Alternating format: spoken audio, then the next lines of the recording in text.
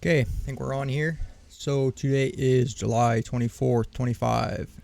Be the trading journal entry for today. And not much to report. No trades today. Um, we came into the day bullish, and we can flip to the chart. We came into today bullish, and I hate to. We'll do it on Trading View. It's kind of difficult to go through Thinkorswim. Well, it works for me. Well, we can pull up the dailies here.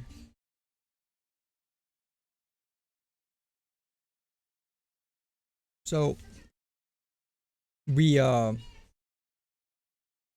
got to spend a lot of time on the daily chart. I mean, essentially, we came into this daily fair value gap. We've already talked about that the other day. There, she came into it again today, or yesterday, and then we finished back up. So the thought process is, okay, we're gonna attack these all-time highs, and then the same thing with the ES. I mean, we've just been pumping all-time highs. So daily market structure, where what are we doing? Where we coming out? It was bullish, right? That's kind of, I got burned on shorts yesterday. It's like, okay, we're gonna focus on long plays. Cool. So coming in, and we're on the 5 and 15 minute, and I'll just get rid of this. Essentially, I think the story was about the same on both of them. And I can get rid of this. Where's my bib here? Yeah, we came into today with London and Asia stacked up here. And Asia, London down here. Midnight, same story over here. London, Asia. And the reason this looks a little different is because we're on the 15 minute. There we go. So now we're on the 15 minute on both of them. And we opened up right here. And to be completely honest with you, I wasn't really sure what was gonna happen, and so we were way higher over here in the ES. ENQ still down and kind of disconnected from what was going on, but essentially I kind of watched this start dumping down, and I'm wondering to myself at this point in time, where could we position ourselves to go long on this? And I had in the ES several levels down here, relative equal lows, and kind of some liquidity areas that could have been of interest if we wanted to sell off. But again, wasn't kind of still looking for those long, so maybe like areas we could sweep and go back, whatever the scenario could have played out, they were marked out just so we had that. And I didn't see as many over here. I mean, yeah, there's again that same low there, this low down here, but not as interested. So what I watched was when we sold off here,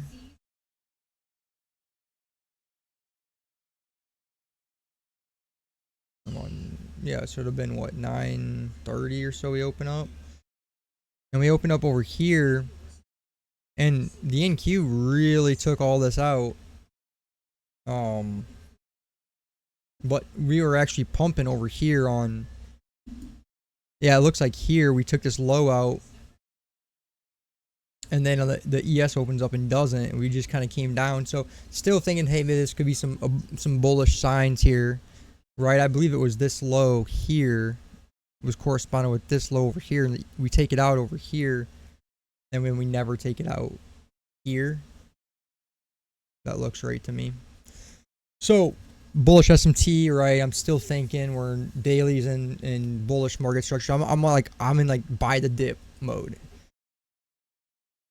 And I had a couple things marked out here.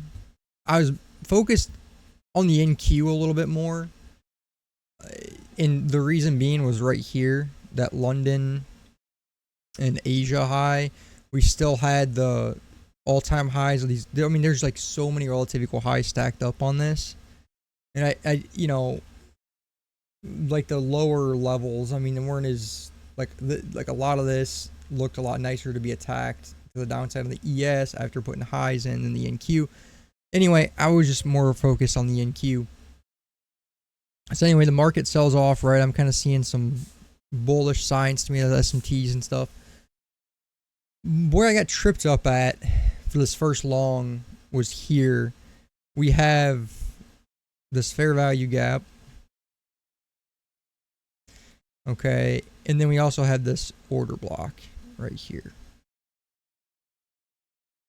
So this could have been that reversal area. And if we're getting bearish or a bullish SMT, like thinking this is manipulation down to go higher, and we measure out the 15-minute price leg that we were in, we came into discount, and look at right to this, the bodies are respecting right around the 70%, right inside of our OTE. My problem was this.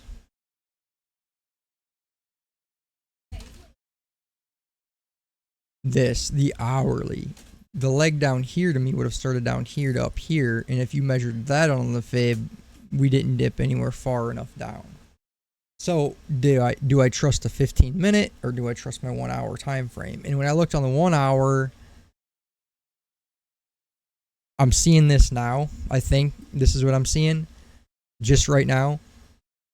But I said to myself, there's an order block down here, inverted fair value gap.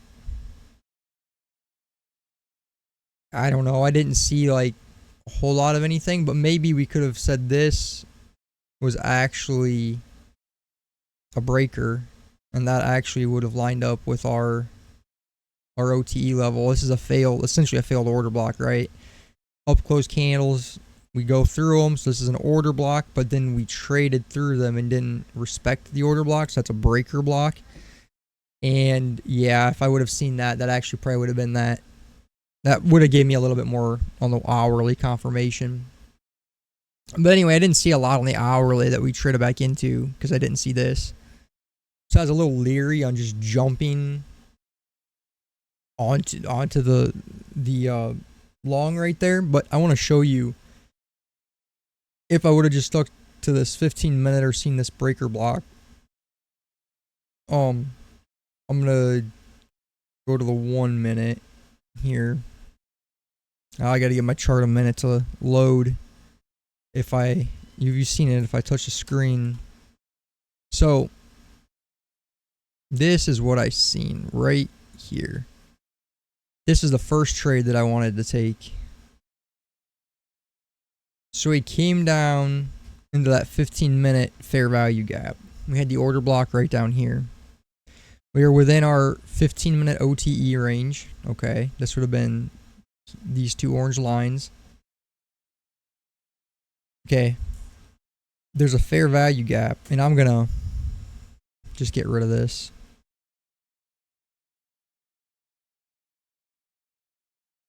Because we can look at that later. So this is my first trade that I wanted to take on the day. We have a fair value gap. Okay, a bearish fair value gap. We come down into this fair value gap on the 15-minute, which is where we think with the optimal trade entry that this is the first level that I'm thinking we could potentially reverse from. Bias is what? London and that Asia all-time high area for targets. And we kind of had this liquidity resting down here, and we took it out. So we take sell side liquidity out. We reach into a fair value gap. Okay. Bearish fair value gap here. Trade up into it. No, come back out of it. Here. Big candle. Come back into this fair value gap. Big buying coming out of here on the 1 minute. What do? We invert this bearish fair value gap. So now we invert this fair value gap. We leave our own bullish fair value gap. Okay. These two candles here, I'm viewing this as an order block. So now we have a bullish order block. We have a fair value gap, and we have an inverted fair value gap with a 1 minute market structure shift. This is literally everything that I need to get into a trade. Like, that was it. But the losses I took yesterday, I wasn't waiting for that 5 minute. And so I thought to myself, like, maybe we get that 5 minute fair value gap, or like it kind of trades back. And if we get that, then I'll take the setup. Well, unfortunately for me today, this was the move. You get in here, this inversion fair value gap, or this, whatever, however you wanted to look at it. Inversion, the new fair value gap, the order block traded into. This was the area for the long, and the stop loss went down here at the swing low. And I mean, it was essentially just like a bottle rocket up. Now, the unfortunate part of this trade was this would have been like my first take profit here, and it almost hits it and fails. So it would not have came back to my entry, but it would have came within 10 or 15 points. So would you have held it to break even? And if you would not have hit break even, your take profits would have gotten hit. So this was a good trade. I mean, this was almost a 4-to-1. Would have risked $100. Would have been up almost $400 on that. So really, really nice trade. I think I'm gonna use the 1 minute for my entries, and it's gonna cause potentially, it's hard to say. It's gonna potentially cause extra losses because the 1 minute's not gonna be as influential, I guess, if you want to say, is the 5 minute. Like, you're gonna get some more fake outs. So it's easy in hindsight to say, oh, you should have got in there. That's where I wanted to get in. That was my first trade. I wanted to see that some more 5 minute, some sort of like market structure shift, and then a pullback. And it took a long time for this to actually pull back. So with that said, I was waiting for that 5 minute pullback. Okay, so we let this trade go, no problem. Now look at this. Okay.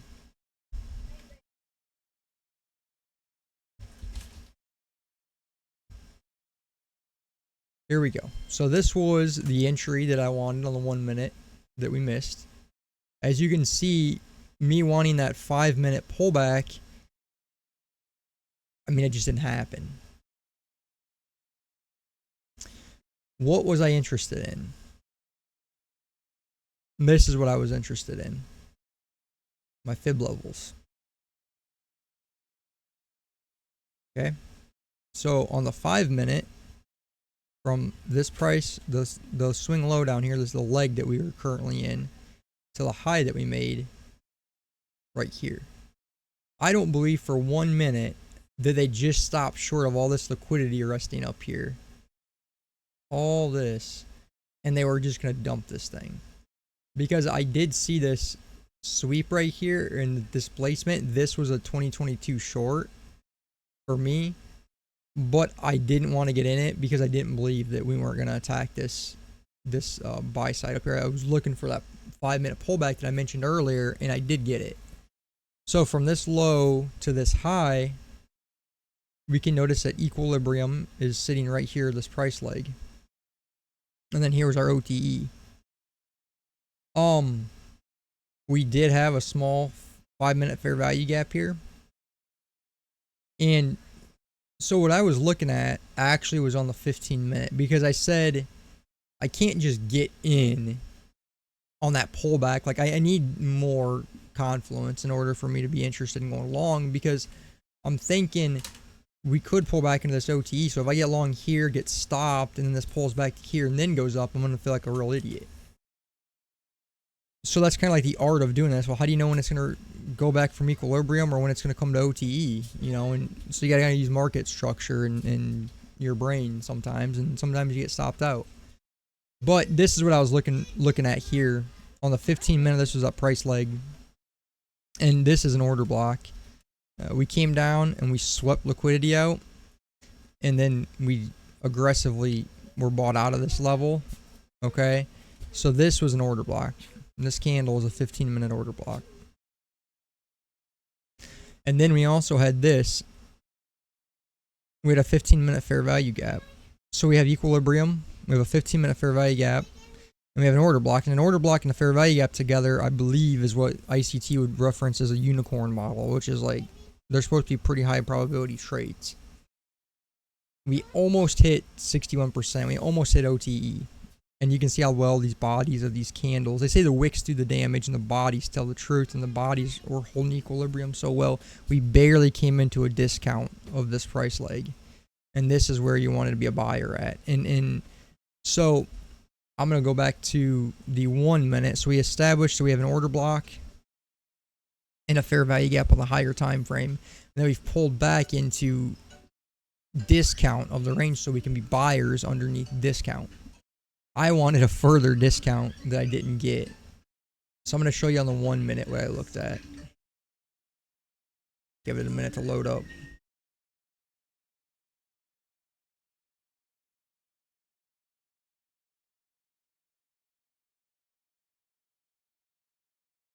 Okay, so this was the 1 minute leg. This was the pullback. And this was the areas.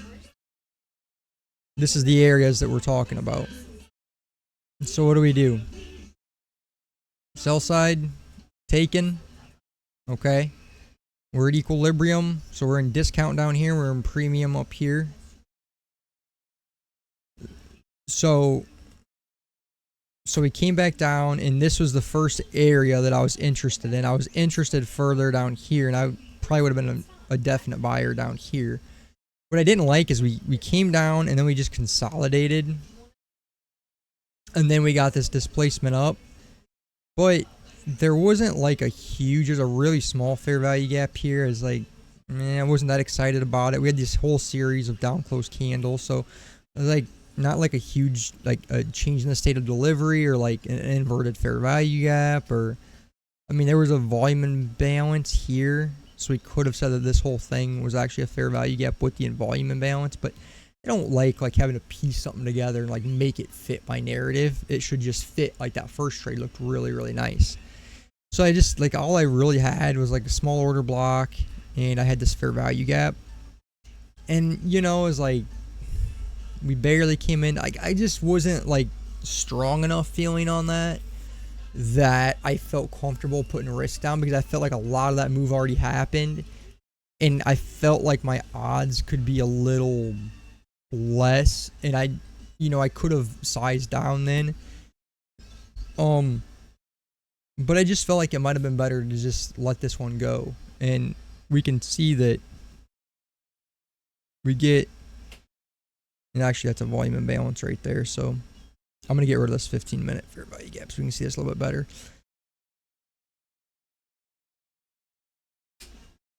On the higher time frame, we get the pullback. We come into discount on the 5-minute, 15-minute, just barely. We come up, we get this fair value gap. Right here, we get a market structure shift. We push up, we pull back. You could have said this was a bull flag. And then this is where I would have been long. And then my stop would have been... my stop would have been here or here. I probably would have used down here as my stop loss. And again, I think this was like a 3 or 4 hour trade. And then do we take out my 403s, my relative equal highs? Yes. We also almost take this level out if we came back up. We did. We came back up to take it out and just short of all-time highs. We'll see if we get that yet today. I'm assuming we will. The ES is above, like it's putting in all-time highs. The NQ has been very hesitant to take that level out still. But those are my two setups today, and they worked out really, really good. But you know, it's like, I mean, what are you gonna do? You know, it's okay. It's great to see that there was opportunity in the market today. I seen 2 fantastic setups, and I just decided not to put the risk on. Sat down a little late, and I wasn't confident enough that we had enough of a pullback to warrant a position. Especially on the second one, I kind of wanted a little bit further of a confluence, or you know, but it's important to, there's plenty of opportunities in the market, and you know, you can't get greedy. Tomorrow there's going to be more setups, and the next day there's going to be more setups. I didn't risk anything. I didn't lose anything. So tomorrow I come back in with a good size account still, and we get to have another go at it. So 2 setups. I didn't take either one of them. They would have worked out. But it was a nice day in the market. I saved my capital today. Didn't put any risk on because I didn't feel confident enough in the setup.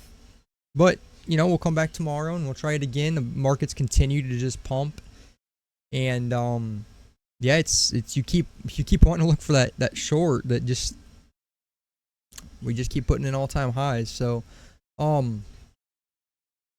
yeah, I think it's important to not chase things and to keep your when I seen that first move happen, it was so easy to say, you know what, let me just jump in. Like, let me just jump in. But your risk to reward gets all messed up.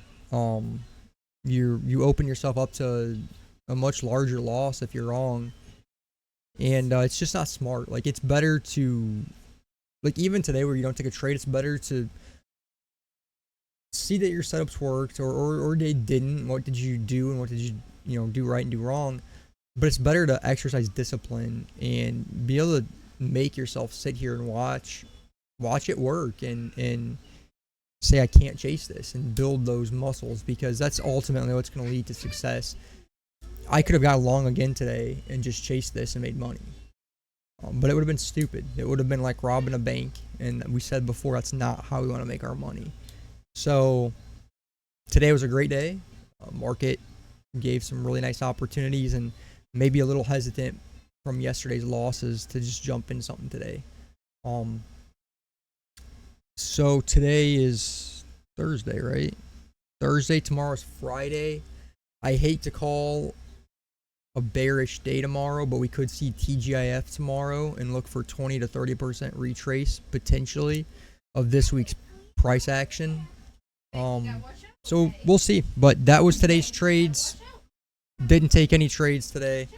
That's what I was looking at, and yeah, we'll be back at it tomorrow.